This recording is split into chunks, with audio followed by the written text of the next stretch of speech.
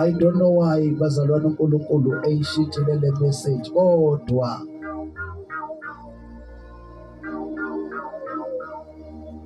sewukhanya kwezwe.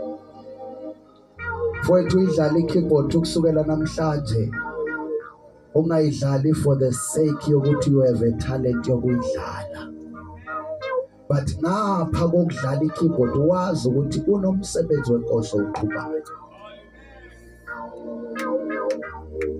Uma la uthatha imic udumisa,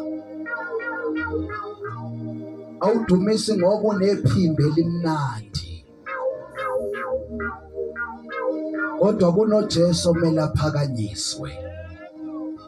Uma uthola ithuba la uzokhonza ibandla likaNkulunkulu ngezwi, hayi ngoba ulicike elicikeza kamnandi, kodwa there is a duty and an assignment izulu elikwethembe ngayo, ekumele ukuthi uyiphathe okweyikhali zamantuwa, uyiphathe uyitreasurise, uyesabe into kaNkulunkulu. Kunento bazalwane ekumele siyazi singabantu abasha silibandla kaNkulunkulu, ukuphatha umsebenzi kaNkulunkulu sithuthumela, singawujwayeli, singawazi ukuthi siyama ngoba siyakwazi, kodwa sime ngoba sazi ukuthi kunomsebenzi okumele ukuthi awuphakanyiswe.